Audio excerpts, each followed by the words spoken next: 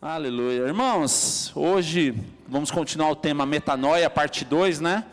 Parte 2 nós vamos falar sobre mude suas palavras e atitudes. Mudança de mente, irmãos, falamos semana passada sobre Romanos, né? Capítulo 12, versículo 2. Não vos conformeis com este mundo, não imitem um padrão deste mundo, mas transforme, viver a transformação da vossa mente para que você possa viver a boa, perfeita e agradável vontade de Deus. E nós falamos que para nós vivermos a boa, perfeita e agradável vontade de Deus, nós precisamos transformar a nossa mente, amém? Então, tudo começa aí. E hoje nós vamos falar sobre mudar as nossas palavras e as nossas atitudes. Quantas vezes você já disse, eu não consigo, eu não posso, não vai dar jeito, não tem mais jeito? Quantas vezes, irmãos, nós estamos declarando coisas que são contrárias à palavra de Deus? Então, nessa manhã, continuando o tema metanoia, mudança de mente, nós vamos falar sobre mudar algumas atitudes que nós nos acostumamos. Quantos aqui já disseram Rio Grande das Trevas? Seja sincero, pode confessar o pecado. Só o Fernando. Muito mais gente. Irmãos, quando eu vim para cá pela primeira vez, aproveitando, cadê? O Ariel está nos visitando. Visitando não, é de casa, né? O Ariel mora no Rio, né? O Ariel começou a igreja com a gente. Acho que foi o primeiro baterista da igreja, né? E tem uma história linda. É Gabriel? O Gabriel é o seu irmão do meio, né? Esposa, filha. Então sejam muito bem-vindos de casa, direto do Rio de Janeiro aí, visitando a gente, um prazer. Sempre que ele está aqui por Rio Grande, ele vem nos visitar. Faz parte, né? Visitar não. É só questão de região, mas sejam muito bem-vindos. Então, irmãos, quantas vezes nós declaramos coisas e nós declaramos palavras contrárias à verdade? Jesus é luz, Jesus é vida. E quantas vezes nós declaramos mentira, declaramos morte? Então, irmão, se nós queremos viver o propósito de Deus e viver de uma forma intensa, nós precisamos mudar o nosso vocabulário. Começa mudando o nosso vocabulário. Quantas vezes estamos declarando coisas que não faz sentido com a palavra? Olha o que a Bíblia diz em 2 Coríntios capítulo 4, versículo 13. Olha para o seu irmão e diz assim, a sua palavra tem poder. Aí eu te pergunto, irmãos, não precisa responder. O que você tem declarado nesses dias? A nossa palavra tem poder. O que nós estamos declarando? Que tipo de declaração tem saído da sua boca? Ah, não tem jeito. Meu casamento não dá certo. Eu desisti de você. Meu filho não tem jeito. Irmãos, quantas vezes nós estamos declarando palavra de maldição, palavra de morte, palavra de mentira? Olha o que Paulo diz. Paulo diz assim, está escrito, eu criei, por isso falei. E com esse mesmo espírito de fé, nós também cremos e por isso falamos. Então Paulo está fazendo uma referência e declarando que assim como foi dito, nós também declaramos. Nós cremos, por isso nós falamos. Então, irmãos, Mateus 12:34, a parte B diz assim, a boca fala o que o coração está cheio. O que nós temos declarado nesses dias? Porque de fato nós declaramos aquilo que nós cremos. No fundo, nós declaramos aquilo que nós acreditamos. Quando você está nervoso, que você fala umas besteiras, depois fala, estava de cabeça quente. Mas no fundo, em algum momento, aquilo te alimentou. Em algum momento, aquilo foi uma verdade no seu coração. Eu estou cansado de você. Ah, não, é que eu estava nervoso. Mas na verdade, quando a gente está nervoso, a gente declara de fato que está queimando nosso coração. Por isso Paulo diz assim, eu criei, por isso eu falei, eu declarei. Aquilo que nós cremos, nós declaramos. E o que nós temos declarado nesses dias? Condiz com a palavra de Deus? É tempo de nós mudarmos o que nós estamos declarando. Que tipo de palavra tem saído da sua boca? Palavra de vida ou palavra de maldição? Palavra de esperança ou palavra de morte? Que tipo de palavra nós estamos declarando? Quantas vezes, irmãos, nós já falamos aqui, ou algum irmão já falou, o comércio em Rio Grande não tem jeito, não vai para frente. A nossa boca tem poder, nós estamos declarando aquilo que nós acreditamos. Quantas vezes nós já declaramos, já estou acostumado, essa cidade não prospera. Quantas vezes nós já declaramos, essa cidade aqui não tem jeito. Irmãos, quantas vezes nós estamos declarando coisas, nós muitas vezes oramos algo, mas declaramos algo totalmente contrário.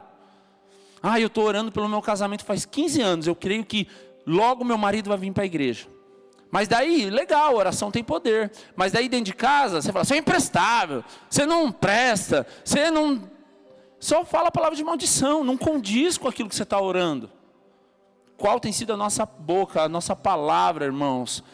E é tempo de nós mudarmos isso. E nessa manhã eu trouxe uma palavra, algumas referências bíblicas de nós declararmos o contrário do que nós temos declarado. Porque muitas vezes nós estamos declarando algo que a Bíblia nos ensina totalmente o contrário. Amém? Primeira coisa que muitas vezes nós declaramos: eu não sou capaz. Ou eu não consigo. A Bela está fazendo o circo. E é interessante que existe uma frase no circo que é uma lei. Você não pode dizer eu não consigo. Irmãos, muitas vezes a gente está aprendendo lá fora o que a gente deveria viver dentro da igreja. Quantas vezes a gente está vivendo, eu não consigo, eu não sou capaz. Olha o que a Bíblia diz sobre isso. Filipenses 4,13. Paulo diz isso no tempo de abundância, mas diz isso também no tempo de escassez. Ele diz o quê? Filipenses 4,13. Todas as coisas posso naquele que me fortalece. 4,13. Todas as coisas posso naquele que me fortalece. É que eu estou de aparelho, gente. Às vezes eu não estou falando direito. A Gabi, minha dentista, está lá. Está mais bonita. Gente, vamos lá. Primeira coisa, muitas vezes a gente fala, eu não sou capaz. Mas Paulo diz, todas as coisas eu posso naquele que me fortalece. E quando Paulo está dizendo, todas as coisas eu posso naquele que me fortalece, há um grande aprendizado aqui. Às vezes a gente só consegue viver essa palavra quando está tudo bem. Quando a gente está vivendo um tempo bom. Tudo posso aqui fortalece. Deus me abençoa, Deus cuida de mim. Mas Paulo está dizendo isso também quando as coisas são difíceis. Quando as coisas não acontecem. Quando as coisas acontecem o contrário daquilo que ele esperava. Por isso Paulo diz assim, eu aprendi o segredo de viver contente em toda e qualquer situação. Aprendi no momento da abundância e aprendi no tempo de escassez. Por isso, todas as coisas eu posso naquele que me fortalece. Quantas vezes, irmãos, nós estamos dizendo, eu não sou capaz, eu não consigo.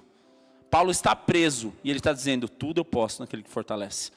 Então, a primeira coisa que nós precisamos aprender, se nós queremos viver uma mudança de mente, pare de declarar que você não pode ou você não consegue. Isso é uma mentira que muitas vezes o diabo entra na sua mente para colocar e você acreditar nisso e você desistir de sonhos, porque quando você acredita que você não consegue, você nem tenta. Às vezes a gente vê grandes projetos, irmão, você acha que começou grande? Começou pequeno, começou numa garagem, começou numa sala, e muitas vezes a gente limita o poder de Deus porque a gente diz, eu não consigo. Segunda coisa que muitas vezes nós declaramos, eu nunca vou mudar, não tem jeito. Olha o que a Bíblia diz em 2 Coríntios, capítulo 5, versículo 17. Portanto, se alguém está em Cristo, é uma nova criatura, uma nova criação. As coisas antigas se passaram, e eis que tudo se fez novo, ou todas as coisas se fizeram novas. Irmãos, por que nós declaramos muitas vezes que eu não mudo, eu não tenho jeito, eu sempre fui assim, eu não vou mudar, se a própria palavra está dizendo que quando nós conhecemos Cristo, tudo se fez novo. Não faz sentido eu viver a mesma vida, uma vida antiga, uma vida de cultura antiga, de ideologias antigas, se a partir do momento que eu conheci Cristo, tudo se faz novo. Quantas vezes nós estamos vivendo debaixo de uma palavra, de uma mentira, dizendo não tem jeito, eu sempre fui assim, eu não vou mudar, a minha família foi assim, os meus pais foram assim, meus avós foram assim. Ei, a cruz quebra toda a maldição, irmãos, tudo se faz novo a partir do momento que você conhece Jesus.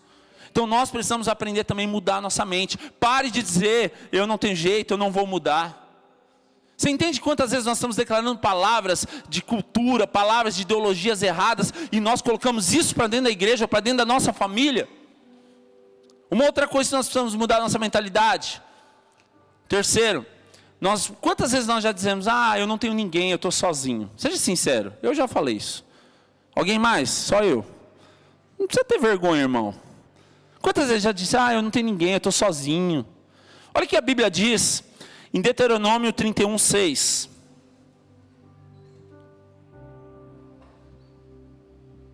Sejam fortes e corajosos, não tenham medo e nem fiquem apavorados por causa delas, pois o Senhor, o seu Deus, vai com vocês e nunca os deixará nem os abandonará. A Bíblia também diz que pode um pai ou uma mãe abandonar o filho, mas o Senhor nunca nos deixará. A Bíblia diz também no Novo Testamento que Jesus diz, eu vou para o Pai, mas não vos deixarei sós, deixarei o Espírito Santo. E ele diz, eu estarei com vocês até a consumação dos séculos, até o fim dos tempos. Ou seja, nós temos palavras que nos dá base para dizer que o Senhor nunca nos abandona, o Senhor não nos deixa sozinho. Mas quantas vezes no momento de tristeza nós falamos, eu não tenho ninguém, eu estou sozinho, ninguém me compreende, ninguém me dá valor. A própria Bíblia nos ensina que o Senhor nos abraçou, nós não estamos sozinhos. Ainda que nós íamos passar dificuldades, ainda que nós íamos passar lutas, mas nós não estamos sozinhos. Nós precisamos aprender, precisamos mudar o nosso vocabulário, precisamos mudar o que nós estamos declarando, porque a boca fala que o coração está cheio. Se nós declaramos isso, é porque muitas vezes é isso que nós estamos alimentando no nosso coração. Quarta coisa que nós precisamos mudar. Não tem jeito, não há solução para o meu problema. Olha o que Jeremias 32, 27 diz.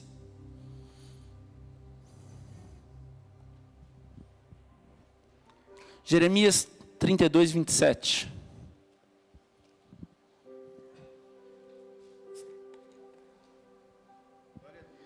Eu sou o Senhor, o Deus de toda a humanidade. Há alguma coisa difícil demais para mim, ou impossível em algumas versões diz? É interessante que quando Jesus está operando um milagre, ele diz para Deus, nada é impossível. Quando Lázaro morreu e há dias está morto, Jesus chega e fala, eu não te disse que se creres, verás a glória de Deus? Quando Isabel não está grávida, não fica grávida, não poderia ficar grávida, então o anjo aparece, fala para Zacarias, ele diz o quê? Eu não disse que nada é impossível para Deus? E por que muitas vezes nós acreditamos que não tem jeito o nosso problema? Não, é que você não sabe o que eu estou passando. Você não sabe do problema que eu estou vivendo. Mas a Bíblia nos ensina que nada é impossível para Deus. Muitas vezes, irmãos, nós limitamos o poder de Deus. E talvez você veja aqui hoje e você fala, isso aí eu não preciso ouvir mudança de mente. Não, eu já sou crente há 20 anos. Eu não preciso de mudar de mentalidade porque eu já me converti há 30 anos. Mas quantas vezes nós trazemos para dentro de casa mentiras do diabo, ou vivemos culturas seculares que não procedem de Deus. E declaramos e vivemos mentiras e vivemos isso como verdades. Quinta coisa. Muitas vezes, quantas vezes nós declaramos, eu não tenho valor, ou eu não sou amado. Irmãos, quando nós não nos sentimos amados, nós desistimos. Mas a Bíblia diz que o Senhor nos adotou como filho, e nos recebeu como filho. Antes nós éramos bastardo, mas por causa do amor de Deus, Ele nos aceitou como filho, e nós somos filhos amados, fomos adotados como filho, a Bíblia diz. E olha o que a Bíblia diz em Romanos 5:8. Quantas vezes nós declaramos que nós não somos amados, mas a Bíblia diz que Deus demonstra o seu amor para conosco, morrendo por nós quando ainda éramos pecadores. Irmão, se isso não é amor, o que é amor? A Bíblia diz que Deus demonstra o amor por nós, entregando a vida do seu filho, entregando a vida por nós, quando ainda éramos pecadores, não éramos merecedores. Jesus não fez porque, parabéns, você está de parabéns, então você merece e eu vou te dar. Não. A Bíblia diz que Deus entregou quando nós não merecíamos, quando nós éramos pecadores, Ele demonstra o amor. Isso é amor. É por isso que a Bíblia nos ensina sobre o amor. Por isso João 3,16 diz que Deus amou o mundo de tal maneira que Ele deu seu Filho, para que todo aquele nele crê não morra, não pereça, mas tenha a vida eterna. Isso é amor. Como que nós podemos declarar que nós não somos amados, se nós temos um Deus que entregou tudo por nós? Isso acaba sendo uma grande blasfêmia dizer que nós não somos amados. 1 Pedro, capítulo 1, versículo 18 e 19. Quantas vezes nós falamos, eu não tenho valor? Isso é uma mentira. A Bíblia diz que nós não fomos comprados com coisas corruptíveis, como prata ou ouro, mas nós fomos comprados com o sangue precioso de Jesus. Vamos ler? Diz, pois sabem que não foi por meio de coisas perecíveis ou corruptíveis, como prata ou ouro, que vocês foram redimidos da sua maneira vazia, vã de viver, mas transmitida pelos seus antepassados, aquilo que eles viveram, aquilo que era seu passado. Versículo 19. Mas como que nós somos comprados? Pelo sangue precioso de Cristo, como de um cordeiro sem mancha, sem defeito. Irmãos, como nós podemos falar que nós não temos valor, se Jesus entregou tudo que Ele tinha, Deus entregou tudo que Ele tinha, como que eu posso declarar que eu não tenho valor? É tempo de mudar a nossa mentalidade, porque nós sofremos e vivemos uma vida de muitas vezes distorções por declarar mentiras. É tempo de nós mudarmos o nosso vocabulário. Olha para o seu irmão, com muito amor, fala, é tempo de você mudar o que você está declarando. Tem muita palavra que sai da nossa boca, irmãos, que não procede daquilo que é a vontade de Deus. E nós falamos semana passada, se nós queremos viver a vontade de Deus que é boa, perfeita e agradável, nós precisamos transformar a nossa mente. Então, talvez você entrou aqui hoje e você está percebendo que existem algumas coisas que sua mente foi corrompida, ou muitas vezes ficou estagnada, e você não está percebendo quantas vezes você se acomodou, ou se acostumou em viver coisas que não são de Deus. Sexto, muitas vezes nós declaramos, não, eu nunca vou viver o meu sonho. Olha aqui que a Bíblia diz, Jeremias 29:11.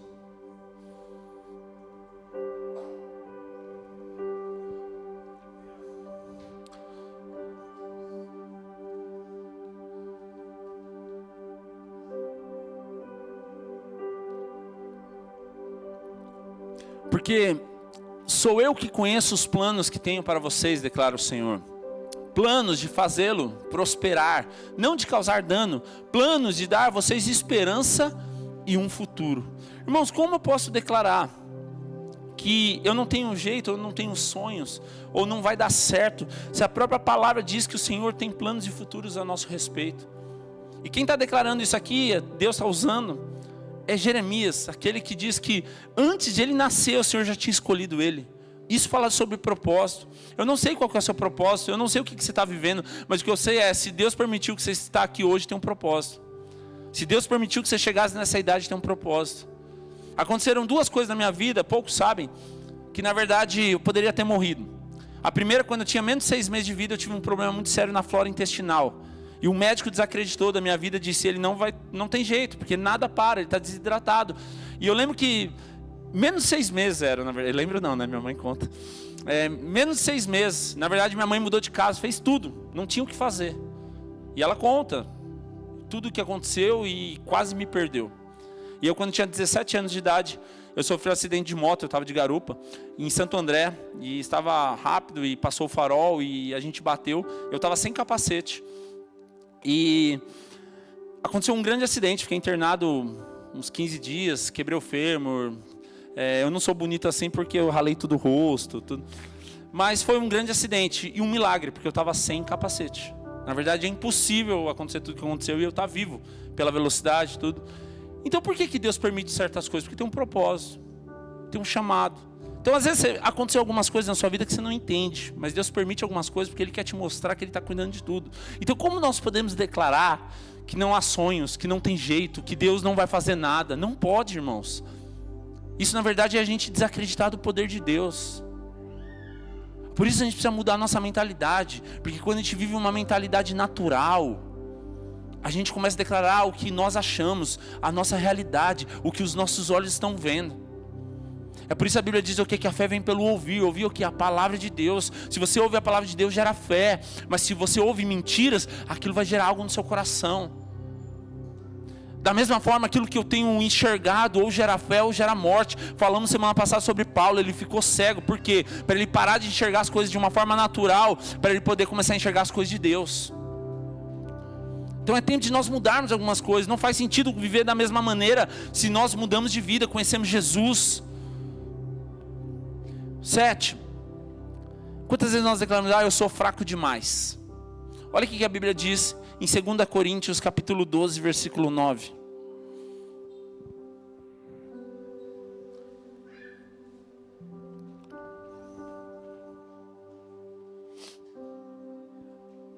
Quem achou, diga amém. 2 Coríntios 12, 9.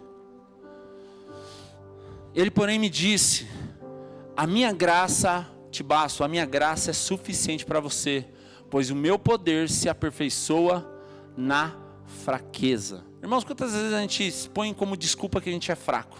Não, eu sou fraco, eu não tenho jeito, eu não consigo, eu não tenho capacidade. Mas irmãos, quando a gente vive diante do poder de Deus, nenhuma fraqueza nos para. Pelo contrário, é na fraqueza que a gente cresce. Quantas vezes a gente já teve experiência, seja sincero, de o mover a presença de Deus ser muito melhor quando a gente estava limitado. Porque às vezes a gente gosta de viver na abundância, na gordura, na folga, mas é na escassez que a gente fica dependente. É por isso que Paulo está dizendo que Deus diz aqui: a minha graça te basta, a minha graça é suficiente. Por quê? É quando você está fraco que eu posso trazer a minha força sobre a sua vida. Irmãos, quantas vezes nós tivemos experiência de ir para o GC, ou antigamente na célula, o dia pior da nossa vida, falar: meu, hoje não vai dar nada, porque hoje eu estou mal, e ser o dia mais poderoso. Por quê? Porque não é você, é Deus. Hoje eu cheguei aqui, eu vi, nossa, a banda hoje está meio escassa, não tem guitarra, não tem teclado. Quantas vezes a gente limita o poder de Deus pela quantidade ou pela abundância, mas é na escassez que muitas vezes Deus vai operar um milagre. Hoje foi poderoso demais o louvor. Quantos receberam? Intenso, profundo. Por quê? Porque é Deus que faz, não somos nós. Mas quantas vezes nos limitamos à nossa capacidade, e eu consigo porque eu sou forte, eu não consigo porque eu sou fraco. Não é isso que a Bíblia diz. A Bíblia diz o quê? Que é na sua fraqueza que o poder de Deus se aperfeiçoa. É quando eu estou fraco que o Senhor me fortalece. Essa é a grande questão. Quanto que nós cremos na palavra para não viver limitações daquilo que nós cremos, ouvimos ou enxergamos? Porque, irmãos, quantas vezes nós limitamos o poder de Deus? Porque nós olhamos com os nossos olhos naturais e dizem: eu estou fraco, eu não consigo, eu não sou capaz. E a gente limita o poder de Deus. Mais quantas vezes a gente não tem mais esperança? Quantas vezes a gente não tem mais uma expectativa de vida? E nós podemos declarar assim, irmãos, mudança disso, porque às vezes a gente fala: eu não tenho esperança. Mas a Bíblia nos dá base para acreditar que Cristo vive, por isso nós podemos crer no amanhã. Olha o que a Bíblia diz em Lamentações, Jeremias 3:21 até o 23.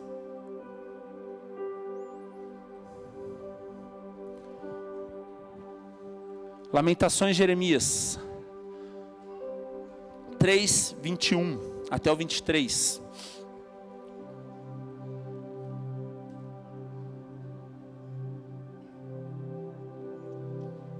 Todavia quero trazer à memória, quero me lembrar aquilo que me dá esperança. Graças ao grande amor do Senhor é que não somos consumidos, pois as suas misericórdias são inesgotáveis. Renovam-se a cada manhã e grande é a sua fidelidade. Irmãos, sim, nós podemos ter esperança no amanhã, porque a Bíblia diz que nós devemos trazer a memória o que nos dá esperança. O que nos dá esperança? É a dificuldade? É o boleto que vence amanhã? É a conta de luz? Não, o que nos dá esperança é o quê? Cristo. O que nós estamos declarando? É Cristo? Ou nós estamos declarando a nossa limitação, a nossa dificuldade? Quando Jeremias diz aqui: eu quero trazer a memória o que me dá esperança, o que dá esperança é a vida de Deus, é Cristo. Não é o que nós fazemos, não é a nossa condição, não é a nossa realidade.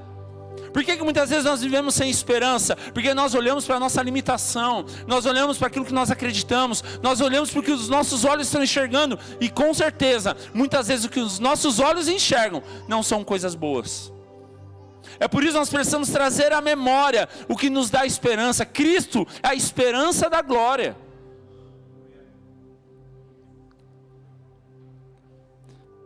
Mais quantas vezes nós declaramos: ninguém se importa comigo? Quem já declarou isso? Seja sincero. Quantas vezes você está chateado, está triste e fala: ninguém está nem aí para mim, ninguém se importa comigo? Olha o que a Bíblia diz, Salmos capítulo 27, versículo 10.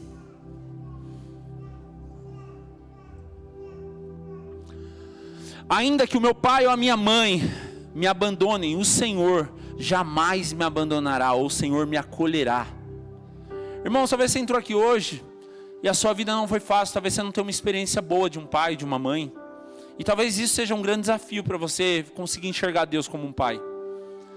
Mas a Bíblia diz que ainda que um pai e uma mãe, que é o principal afeto de amor que nós temos, ainda que eles venham a abandonar, a Bíblia diz que o Senhor jamais nos abandona.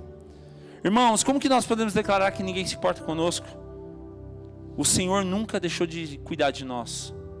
Nós estamos vivendo um tempo, irmãos, tanta iniquidade. A Bíblia diz que por causa da iniquidade o amor de muitos se esfriariam. Nós vemos hoje tantas tragédias de pai matando filho, filho matando pai.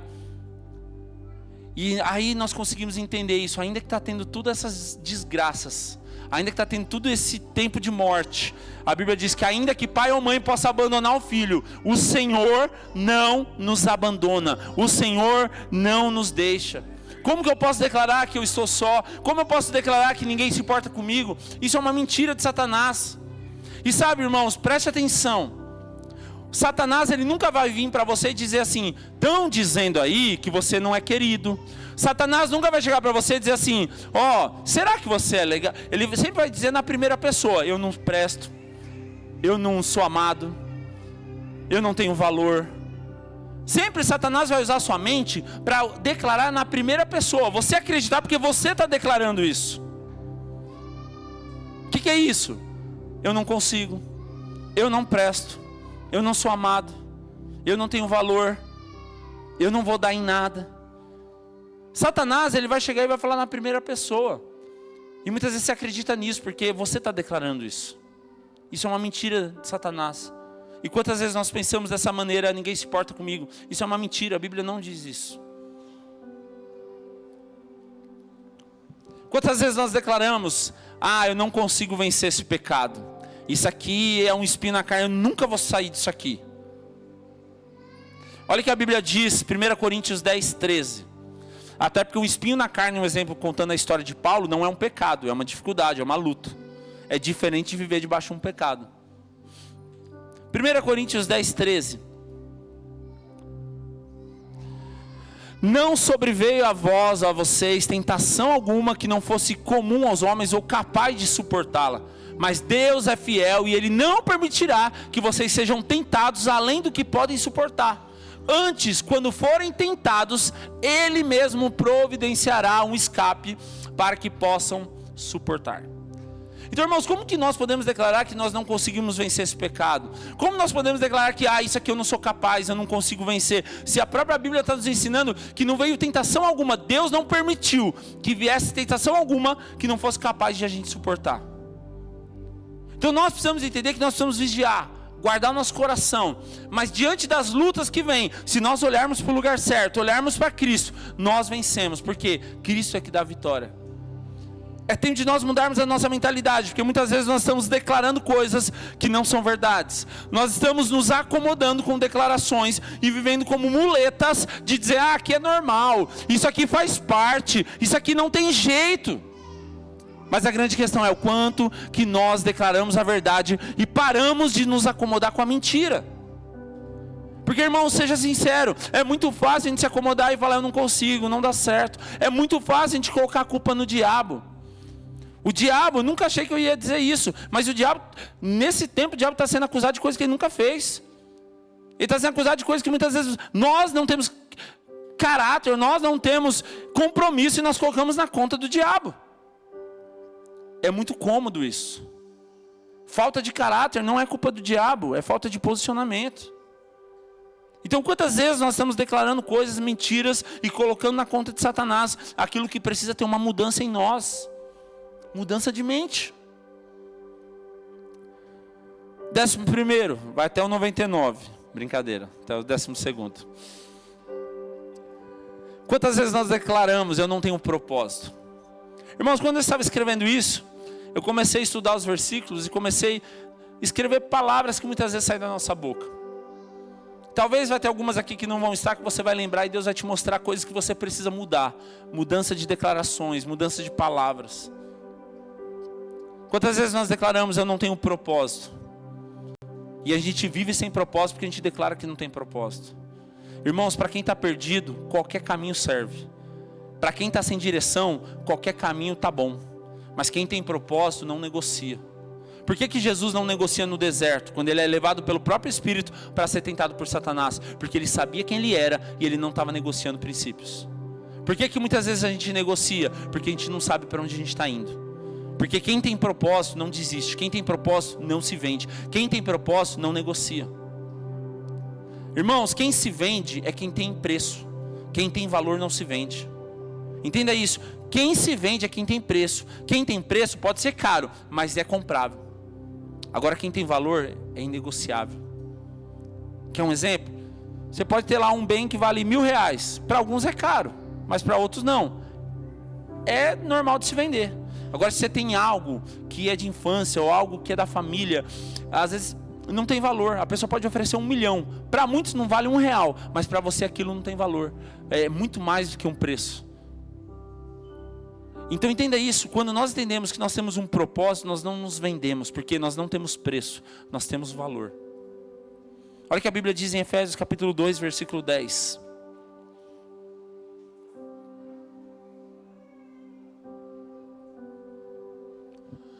Porque fomos feitos por Deus, criados em Cristo Jesus, para boas obras. Não é para qualquer tipo de obra, não é para viver uma vida perdida. As quais Deus preparou previamente para que andêssemos nela. Andar no quê? Nas boas obras, diante do seu propósito, diante da sua bondade. Que caminho que nós estamos exercendo, irmãos? Porque quando eu declaro que eu não tenho um propósito, qualquer vida serve. Quando eu declaro que a minha vida tanto faz, qualquer caminho serve. Agora, quando eu entendo que eu tenho um propósito, eu paro de dizer que eu não tenho um propósito, eu vivo uma vida mais regrada, mais compromissada, diante de um propósito. Por que muitas vezes a gente vive de qualquer maneira? Porque a gente acredita que a gente não tem propósito. Lógico que você tem propósito. Deus te trouxe aqui por acaso? Você nasceu de uma explosão? Não. Você nasceu por causa de um chamado. Você nasceu assim como Jeremias lá diz, que antes mesmo de você nascer, Deus te chamou no ventre. Deus já tinha te colocado no nome. Deus já tinha te dado um propósito. Nós não estamos aqui por acaso, irmãos. Não faz sentido nós estarmos aqui por acaso. Deus tem um propósito para a vida de cada um. Se você está aqui hoje é porque Deus tem um propósito. Se o seu propósito fosse apenas viver no céu, quando você aceitasse Jesus, você ia para o céu, ia para a glória. Mas se Deus permite que você está aqui hoje, é porque o seu propósito aqui na terra ainda não acabou. Tem algo que Deus te chamou para fazer. E se você não entender isso, qualquer vida serve, qualquer caminho serve, qualquer relacionamento serve. Mas quando você entende que você tem um propósito, você não vai viver de qualquer maneira. E por último, que para mim é um dos mais graves. Quantas vezes nós declaramos a minha doença, a minha diabetes, a minha pressão, a minha dor, a minha depressão, a minha ansiedade. Irmãos, se você declarar isso, você esqueceu o que a Bíblia diz em Isaías 53. Você esqueceu que Jesus levou tudo na cruz. Você esqueceu que Jesus veio e levou todo o seu pecado, toda a maldição na cruz. Quantas vezes nós declaramos, a minha ansiedade, a minha dor, o meu problema é seu? Olha o que diz Isaías 53, versículo 4 e 5.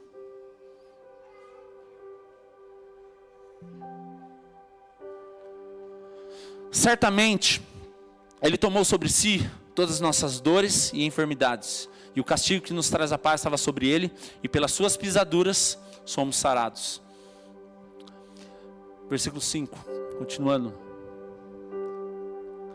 Aqui diz, ele porém foi transpassado por causa das nossas transgressões e esmagado por causa das nossas iniquidades. E o castigo que nos traz a paz estava sobre ele, e pelas suas pisaduras fomos curados. Irmãos, se eu não creio nisso, como que eu vou viver o propósito de Deus?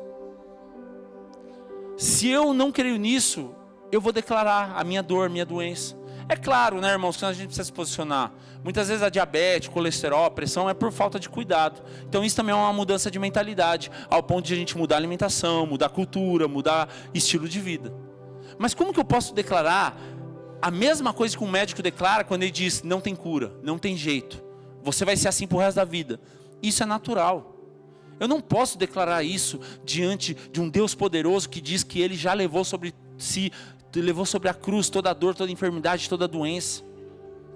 Que na verdade a doença ela vem por causa do pecado, porque no jardim não tinha doença, mas por causa do pecado do homem, então vem a dor, vem a doença. O que nós precisamos declarar é que diante da palavra de Deus, Deus levou sobre si toda a dor e enfermidade. Ainda que coisas que nós oramos não venham acontecer, nós não podemos aceitar a mentira de Satanás. Nós precisamos crer que na eternidade já somos curados. Então não podemos declarar aquilo que o céu não declara. Porque a Bíblia diz, seja ligado na terra aquilo que é ligado no céu, e seja ligado no céu aquilo que é ligado na terra. Então, irmãos, não faz sentido eu declarar aqui o que não existe no céu. No céu não tem dor, no céu não tem traição, no céu não tem, no céu na glória eu digo, né? Não tem enfermidade, não tem briga. No céu há paz, no céu há amor.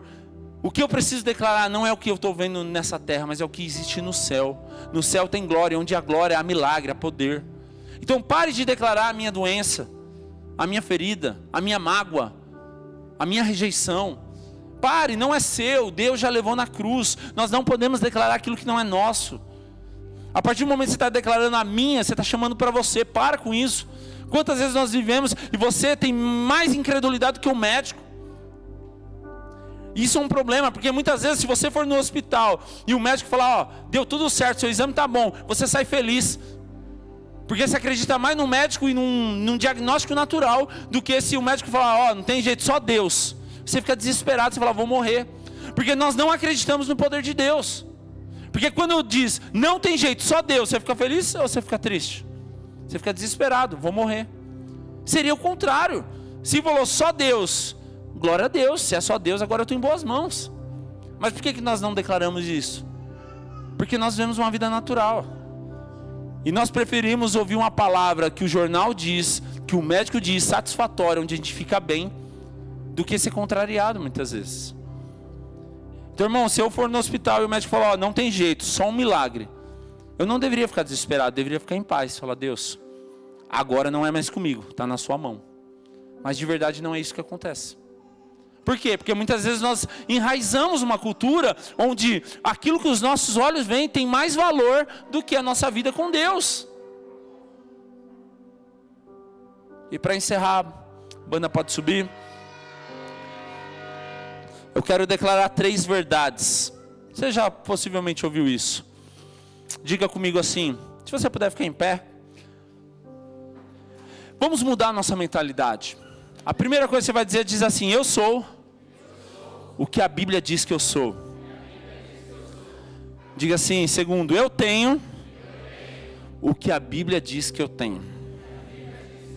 E terceiro, eu posso aquilo que a Bíblia diz que eu posso. Irmãos, isso tem que mudar, porque quando nós declaramos eu sou o que a Bíblia diz que eu sou, a Bíblia diz o quê? Que nós somos filhos de Deus. Está lá em Romanos 8,16, Romanos 8,17. A Bíblia diz que nós somos mais que vencedores, Romanos 8,37. A Bíblia diz que nós somos geração eleita, sacerdócio real, nação santa, povo adquirido, povo exclusivo de Deus, está lá em 1 Pedro 2,9. A Bíblia diz que nós somos sal da terra, luz do mundo, que está lá em Mateus 5, 13, 14. A Bíblia diz que nós somos chamados, escolhidos, separados por Deus, Jeremias 1,5. Então quando a Bíblia diz eu sou o que a Bíblia diz que eu sou, eu não posso viver outra verdade se não é o que a Bíblia diz a meu respeito. Eu sou filho amado, eu sou povo escolhido, adquirido, povo santo, nação santa. Eu sou sal e luz dessa terra. Eu não posso viver de forma diferente disso. Quando nós declaramos, irmãos, que eu tenho o que a Bíblia diz que eu tenho, a Bíblia diz que nós temos a salvação e a vida eterna. Eu não posso viver de uma maneira que não ter certeza para onde eu vou, porque a partir do momento que eu nasci de novo, eu sou salvo. Então eu tenho a salvação porque eu conheci Cristo, não é por merecimento, mas é porque Ele me resgatou. Quando eu declaro, eu tenho aquilo que a Bíblia diz que eu tenho, Ele diz que Ele derramou o sangue precioso por nós. Não tem coisas corruptíveis que compra isso. Nós temos a vida de Deus, nós temos o Espírito Santo habitando em nós. Eu não posso viver de uma maneira diferente disso. Se o Espírito Santo habita em mim, eu não posso viver de qualquer maneira.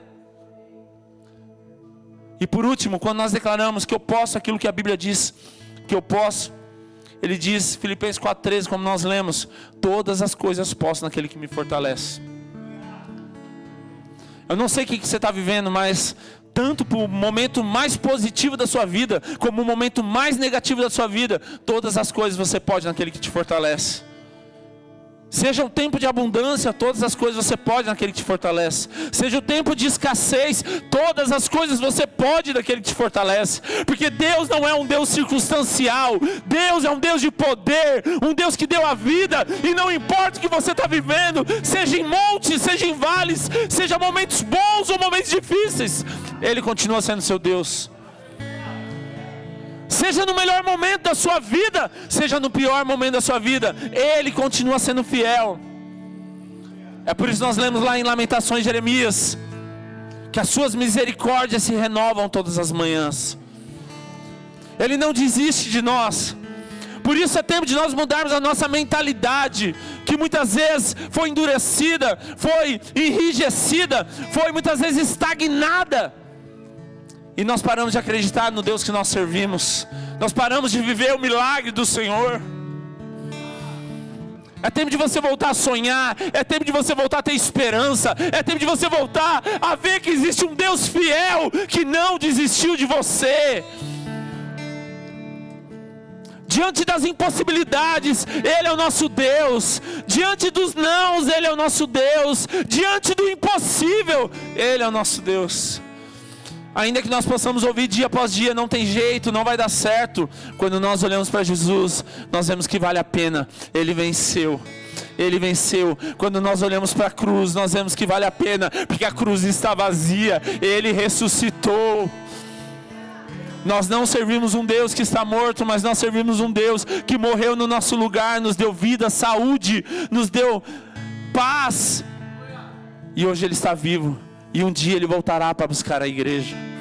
Se isso não nos traz esperança, irmãos, por que nós estamos aqui? Se isso não nos dá uma direção, por que nós estamos aqui? Quero te convidar a fechar seus olhos.